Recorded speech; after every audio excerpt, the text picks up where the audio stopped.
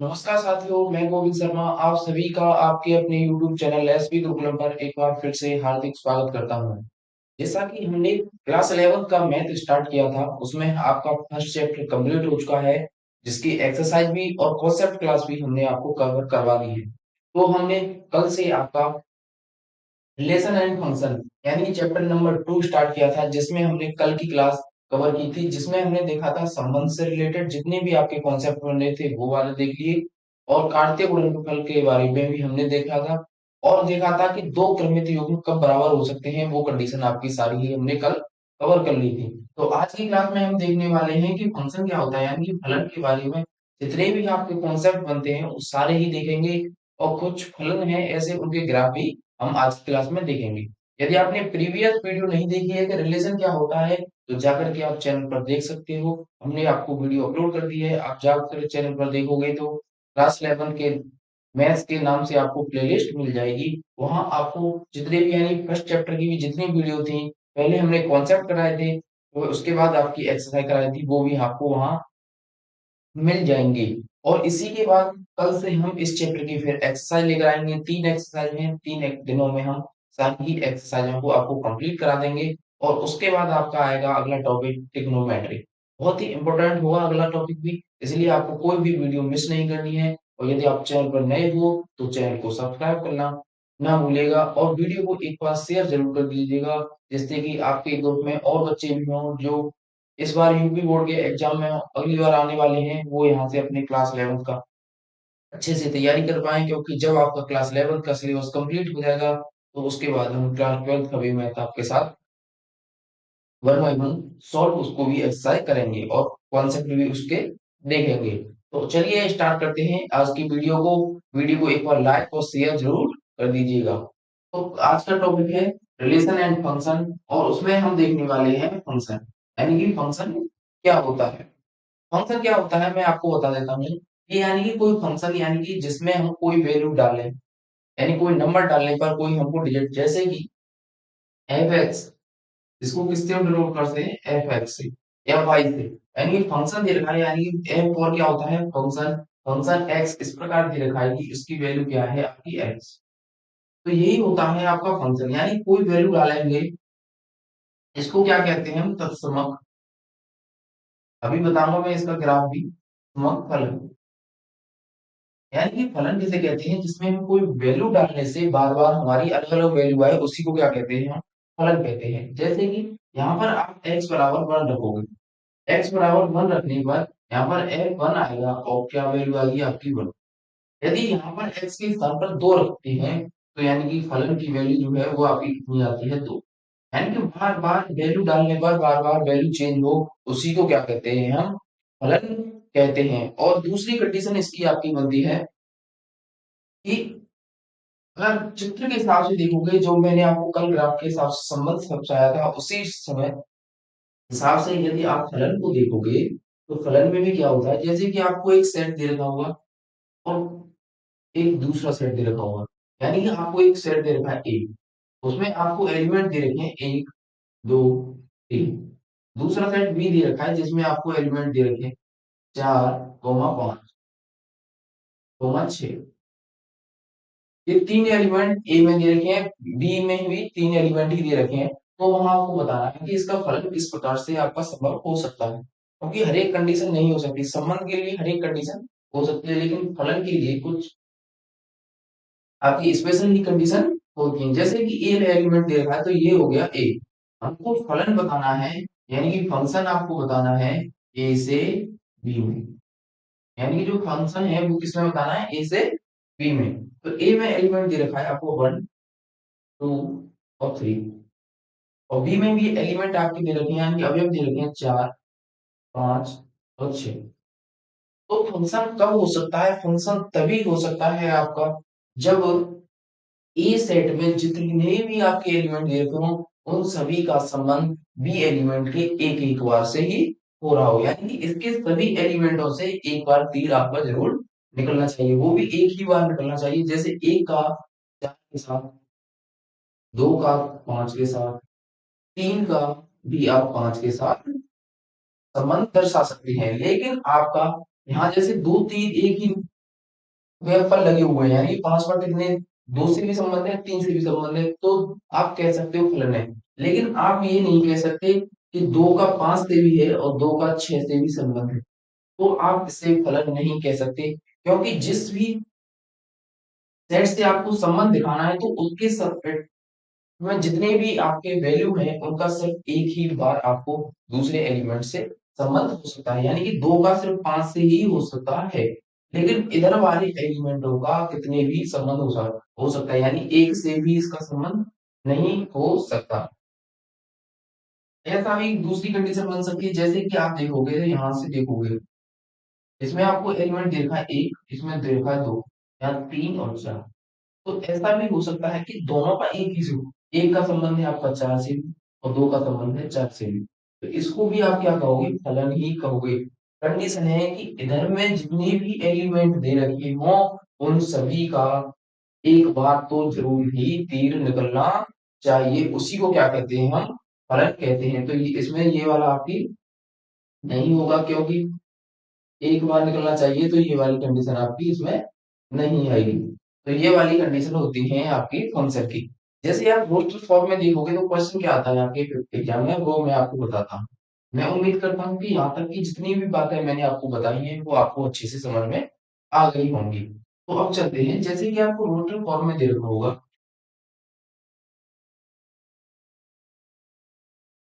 Roster form में मैंने आपको सेट वाले थ्योरम में बताई थी। रोस्टर फॉर्म होता क्या है, तो रोस्टर फॉर्म में क्या होता है, जैसे कि आपको एक फंक्शन दे रखा होगा, एक रिलेशन दे रखा है, रिलेशन दे रखा है आपको 1,2, 2,3,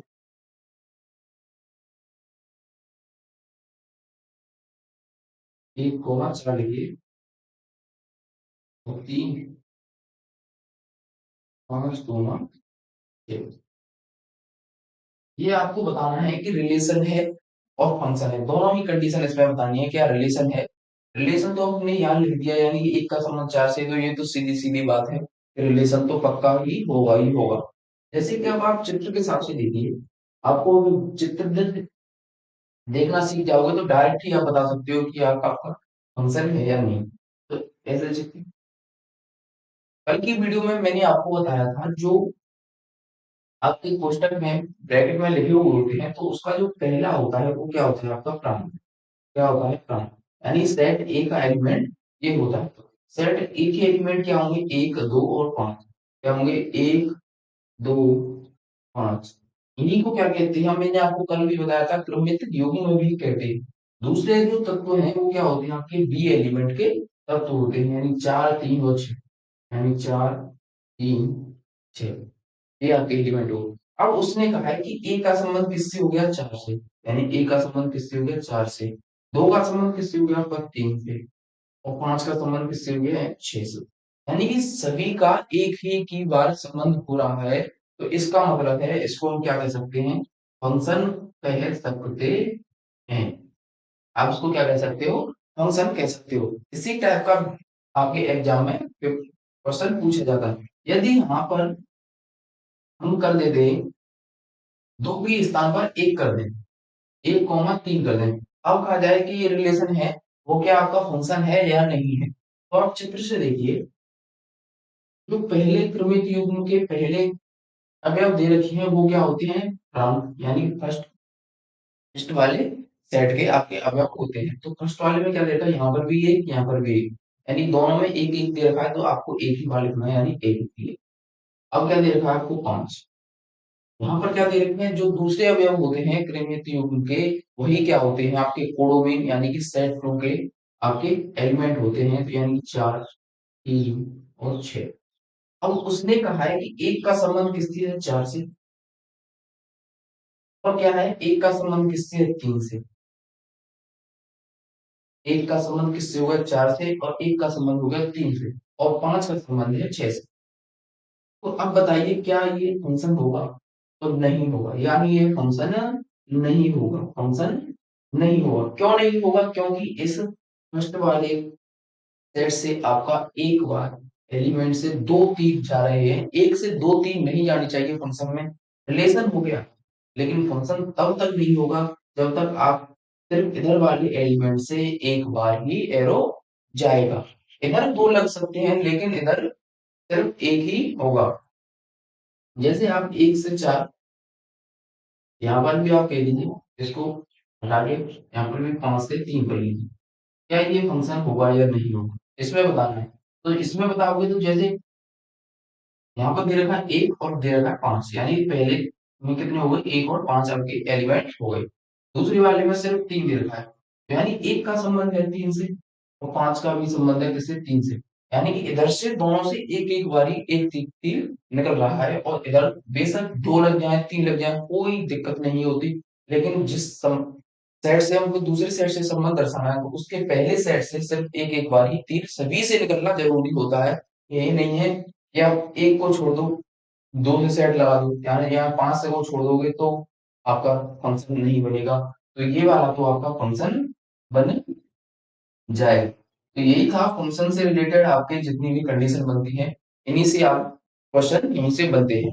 यानी कि जो पहले सेट के जितने भी आपके तत्व होते हैं वो क्या होते हैं, प्रांत प्रांत पूछ लेगा आपको, फिर यहाँ से आपको पूछ लेगा पेज। दो ही चीज आपसे एग्जाम में पूछी जाती हैं।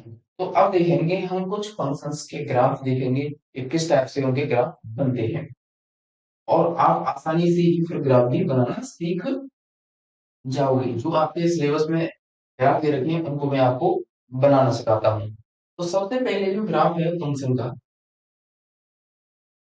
वो है आपका आइडेंटिटी।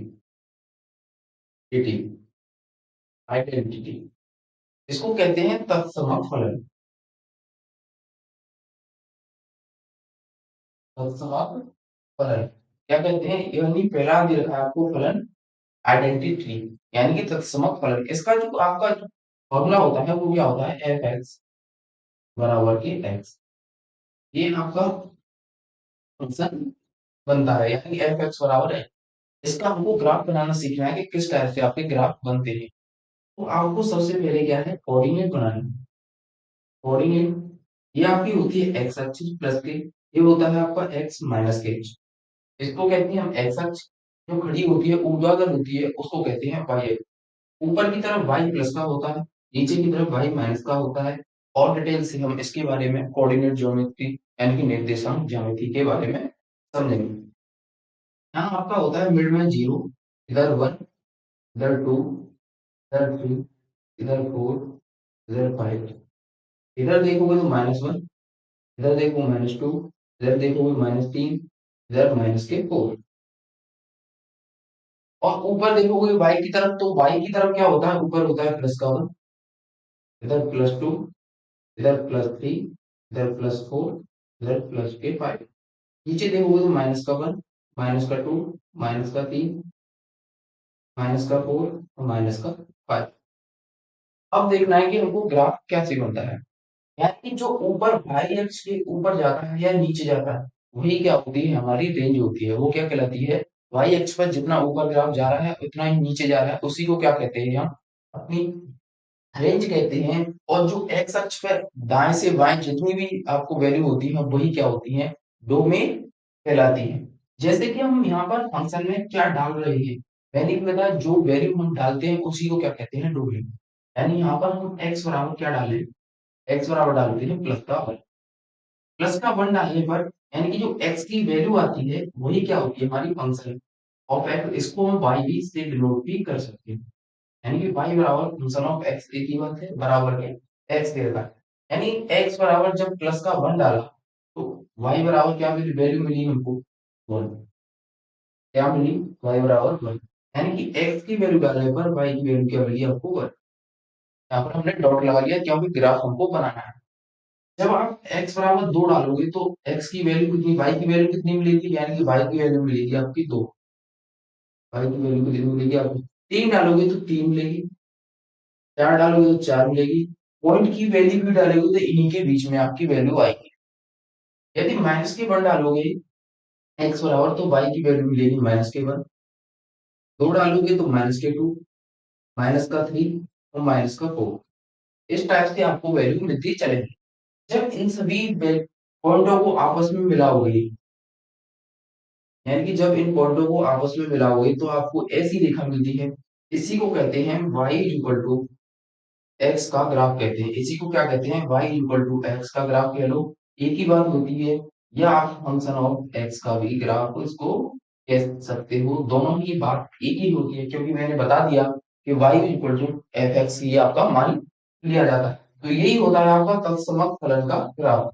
अच्छे से समझ में आ गया होगा। यदि कोई भी डाउट हो तो आप कमेंट कर दीजिएगा, जिससे कि मैं आपके डाउट क्लियर कर दूंगा। यदि यहाँ तक कि आपको वीडियो कंप्लीट अच्छे से समझ में आ गई हो तो एक बार वीडियो को लाइक जरूर कर दीजिएगा, और एक बार वीडियो को शेयर जरूर कर दीजिएगा, क्योंकि शेयर करने से ही जो आपके व्यूज आते हैं, लाइक होता है, उसी से हमारा आपको मोटिवेशन मिलता है और हम अच्छा कंटेंट आपके लिए तैयार करने की कोशिश करते हैं। और इससे अच्छा आपको कंटेंट क्लास 11 के लिए कहीं नहीं मिलेगा। रेगुलरली वीडियो मिला करेंगी आपको, इसलिए आप हमारे चैनल को सब्सक्राइब करना ना भूलिएगा।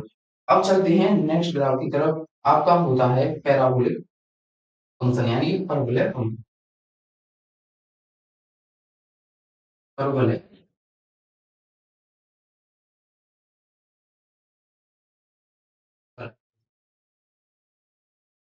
परवलय फंक्शन का जो आपका फॉर्मूला होता है y equal to X square, यानी कि y इक्वल टू आपका एक्स स्क्वायर ही होता है। यानी कि फंक्शन ऑफ एक्स क्या दे रखा है हमको, एक्स स्क्वायर के बराबर दे रखा है।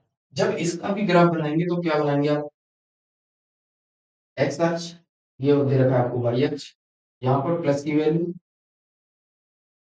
+1, +2, +3, +4, +5। इधर देखोगे तो नेगेटिव वैल्यू आपको मिलेगी, यानी -1, -2, -3, -4, -5।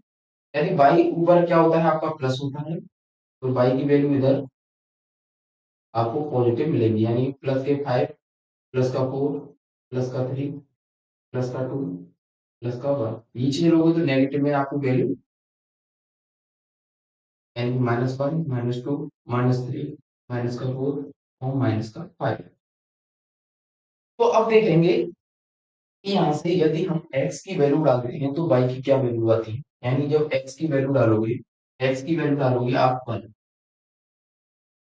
तो 1 डालोगे तो y बराबर भी आपको क्या मिलेगा, 1 ही मिलेगा। यहाँ पर आपको y 1 मिलेगा, यानी y बराबर भी क्या मिलेगा आपको, 1 ही मिलेगा। यदि y बराबर 2 डालोगे, क्या डाला हमने, y पर x बराबर 2 डालोगे, x बराबर 2 हो यहाँ पर, तो 2 का स्क्वायर कितना हो जाता है, 4। यानी 2 डालने पर आपको क्या मिला, 4 मिला। 2 डालने पर आपको क्या मिला, 4 मिला। ऐसे ही यदि आप x बराबर नेगेटिव की वैल्यू डालोगे, नेगेटिव रखोगे, यहाँ स्क्वायर दे रखा है, यानी स्क्वायर हमेशा ही पॉजिटिव होता है, पॉजिटिव वैल्यू देता है, तो -1 का भी स्क्वायर करोगे तो y की वैल्यू भी आपकी प्लस ही आएगी, यानी -1 डालने पर भी +1 ही आपको मिलेगा। यदि -2 डालोगे तो वो भी कितना आएगा, -4 ही आएगा। और जब इन सभी पॉइंटों को आपको मिलाओगे तो आपको एक ग्राफ मिलेगा, यानी कि इस टाइप से आपका ग्राफ देखने के लिए, पैराबोलिक फंक्शन का देखने के लिए मिलता है। अब इसकी आपको रेंज फाइंड करनी होती है। रेंज सबसे इंपॉर्टेंट चीज है, रेंज यानी कि आपकी परिसर ज्ञात करना। इसको क्या कहते हैं हिंदी में, परिसर। रेंज को क्या कहते हैं, परिसर और प्रांत। दो चीज होती है, एक प्रांत होता है जिसको कहते हैं डोमेन। डोमेन दो चीज हैं आपके जो इंपॉर्टेंट है, यहाँ से आपको निकालना। फिर आपके आसान तरीके से आप बड़े अच्छे तरीके से आप समझ पाओगे। यहाँ से देखिए, जितनी भी वैल्यू नीचे होती है वो सबसे उस ग्राफ की सबसे लोवेस्ट वैल्यू होती है, यानी कि उसकी रेंज क्या होती है आपकी, यहाँ से कितनी दे रखी है, ये पॉइंट होता है आपका मिड पॉइंट, 0।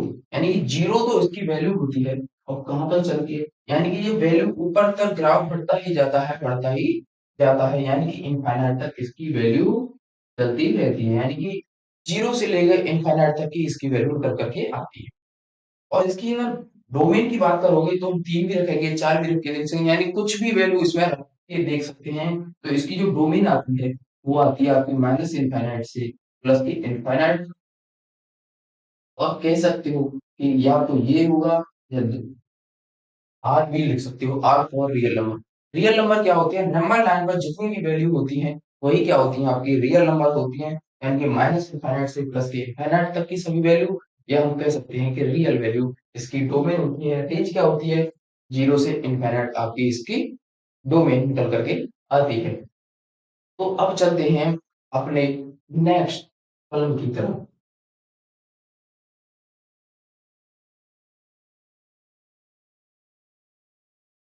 अगला होता है आपका ग्रेटेस्ट इंटीजर, यानी महत्तम पूर्णांक फलन, जिसको कहते हैं हम जी आई एफ, यानी ग्रेटेस्ट इंटीजर फंक्शन, यानी कि महत्तम पूर्णांक फलन। ये क्या होता है? यानी कि y बराबर, आप बिग ब्रैकेट में यदि x से लिखते हो, इसी को क्या कहते हैं? ग्रेटेस्ट इंटीजर फंक्शन कहते हैं। जब आपके पास किसी भी वैल्यू के ऊपर यदि बड़ा कोष्टक लग जाए तो उसकी वैल्यू हम कैसे निकालते हैं? सबसे पहले तो मैं आपको वो बताता हूँ, जब इसका हम ग्राफ बनाना सीखेंगे। यानी कि जब भी हमको ब्रैकेट में दे रखा हो 2.4 दे रखा है, तो सबसे पहले हमको इस प्रकार देखना है कि जो 2.4 है वो किन किन वैल्यूओं के बीच में आता है। यहाँ देखोगे कि 2.4 किसके बीच आता है? एक तो 2 के और 3 के बीच आता है। यानी कि दो वैल्यू देखनी है किन किन के बीच आता है। सबसे पहले तो हम वही वैल्यू लिख लेंगे जो है, उसके बाद वाली एक वैल्यू लिख लेंगे। यानी 2 पॉइंट था तो 2 लिख लिया, उसके आगे आएगा जो 3 आएगा वो लिख लिया। अब देखना है जो वैल्यू छोटी होती है वही इसका क्या होता है? आंसर होता है। यानी 2.4 का जो ग्रेटेस्ट इंटीजर आएगा वो कितना निकल कर आएगा आपका? 2 ही निकल करके आएगा। यदि माइनस की वैल्यू दे रखी हो, माइनस का 2.5, तो वो आपका किसके बीच आता है? माइनस के 2 और माइनस का 3 के बीच आता है। यानी 2.5 देखोगे नंबर लाइन पर, तो यहाँ 2 आएगा माइनस की, तो यहाँ पर माइनस का 3। तो 2.5 कहाँ पर आएगा आपका? यहाँ पर वैल्यू आपकी देखने को मिलेगी। तो यहाँ पर -2 है और यहाँ पर -3 है। तो कौन सी आपको सबसे छोटी वैल्यू दिखाई दे रही है? तो छोटी वैल्यू कौन सी होती है? माइनस में जो बड़ी वाली वैल्यू होती है वही आपकी छोटी वैल्यू होती है। तो इसका जो आंसर आएगा वो माइनस का 3 आएगा। यही होता है ग्रेटेस्ट इंटीजर का मतलब। यानी कि जो भी हमको दे रखा हो, यदि 2 दे रखा है तो सीधा सीधा इसका आंसर कितना हो जाएगा आपका? 2 ही इसका आंसर देखने के लिए मिलेगा। तो अब इसका देखेंगे हम ग्राफ किस प्रकार से, क्योंकि मैंने इसलिए आपको ये बता दिया है कि ग्राफ इससे आपका आसानी से बन जाएगा। अब ग्राफ देखेंगे तो जैसे अभी नंबर लाइन पर बनाया था उसको ही हम अपलोड कर लेते हैं क्वाड्रेंट के हिसाब से। यहाँ पर 1 होगा आपका, यहाँ 2 होगा आपका, यहाँ 3 होगा आपका, यहाँ 4, यहाँ 5, यहाँ पर 1, यहाँ 2, यहाँ 3, यहाँ 4, यहाँ पर आपका 5। यहाँ देखोगे -1, ये सब वैल्यू माइनस की, यहाँ -1, -2, -3, -4 और -5। इधर देखोगे तो प्लस का 1, इधर देखोगे प्लस का 2, इधर देखा प्लस का 3, इधर प्लस का 4, प्लस का 5। ये आपकी अब क्वाड्रेंट बन गया। तो इसी के हिसाब से हमको अपना ग्राफ बनाना है। तो ग्राफ क्या है? मतलब है जितनी भी वैल्यू आती है पॉइंटों में इसकी कोई भी वैल्यू नहीं आती। जब भी हम 0 से और 1 के बीच में कोई वैल्यू डालेंगे एक्स की यहाँ पर, तो वो हमेशा 0 ही आपका आता है। यानी कि वो कितना आता है आपका? 0 ही आता है। यानी कि इसी नंबर लाइन पर आपका चलता रहेगा। यानी यहाँ पर 0 डालिए आप तो वो 1 के बीच में ही आएगा। क्या आएगा? 1 के बीच। यदि अब कोई वैल्यू 1 से यहाँ 1 डालोगे तो आपको 1 मिलेगा। क्या मिलेगा? 1 मिलेगा। लेकिन पॉइंट से कोई भी वैल्यू डालोगे तो 1 ही आएगा। 1.5 डालो यहाँ पर, ये नहीं है कि 1.5 मिल जाए, अब भी क्या मिलेगा? 1 ही मिलेगा। यानी कि आपको 1 देखने के लिए मिलेगा। और आपको यानी यहाँ से कोई भी वैल्यू डाली तो आपको क्या मिलेगा? 1 तक की वैल्यू मिलेगी। यहाँ से डालोगे तो 2 तक की वैल्यू मिलेगी आपको। यहाँ से डालोगे 3 तक की वैल्यू, यहाँ से डाला 4। इस प्रकार से आपका ग्राफ चलता ही रहता, इस प्रकार से आपका ग्राफ चलता है। यानी कि ये ग्राफ इस प्रकार से क्यों चलता है? क्योंकि 0 से लेकर आपने 1 तक की वैल्यू डाली तो उसका आंसर तो 0 ही आना है। क्योंकि यहाँ पर जब आप 1.5 डालोगे तो वो किस किस के बीच में आता है? 0 और 5, 0 और 1 के बीच में आएगा। और छोटी वैल्यू हमको लेगी तो आंसर तो 0 ही आना है। तो इसलिए हम 1 तक की वैल्यू नहीं लेते। और जब 1 से 2 तक की वैल्यू कोई डालोगे 1.6 डालो, तो यहाँ से भी 1 और 2 के बीच में वैल्यू आएगी तो छोटी लोगे तो 1 ही आएगा। यानी कि जब आप 1.9 तक भी वैल्यू डालोगे तो 1 ही मिलेगा। इसलिए यहाँ तक जो भी वैल्यू आएगी उसका आंसर सिर्फ 1 ही आएगा। उसी प्रकार से आप 2 से 3 के बीच में कोई वैल्यू डालोगे तो सिर्फ उसका आंसर 2 ही आएगा। ऐसे ही इस प्रकार माइनस में चलता है और इसका ग्राफ इस प्रकार से आपका चलता रहता है। तो इसी के साथ जितने भी आपके अब ग्राफ थे हमारे चैप्टर में वो सारे ही हमने कवर कर लिए और इस चैप्टर के जितने भी आपके कॉन्सेप्ट थे वो भी हमने कवर कर लिए। अब हम कल से इस चैप्टर की आपको एक्सरसाइज करवाएंगे और यदि आप चैनल पर नए हो तो चैनल को सब्सक्राइब कर लीजिएगा और बच्चों को भी ज्यादा से ज्यादा जोड़िए जिससे कि आप यहाँ से अच्छे से तैयारी कर पाए अपने यूपी बोर्ड 2025 के एग्जाम के लिए। क्योंकि आप ये समझ रहे हो कि क्लास 11 में नहीं, क्लास 11 में भी 12th का सिलेबस आता है। ये चैप्टर 12th में भी है क्योंकि इसका सिलेबस कुछ यहाँ पर दे रखा है, कुछ 12th में दे रखा है, लेकिन लगभग आपको यहाँ से अच्छा समझ में नहीं आया तो 12th भी अच्छे से समझ में नहीं आएगी। इसलिए आप इस चैनल पर जुड़ जाइए, लगन से मेहनत कीजिए और ये चैप्टर तो आपका कॉन्सेप्ट खत्म हो गए। अब हम कल से आपके लिए इस चैप्टर की जो एक्सरसाइज है उनका भी सॉल्यूशन लेकर आएंगे। इसी के साथ हम इस वीडियो में विराम लेते हैं। नमस्कार, जय हिंद, राधे राधे सभी को।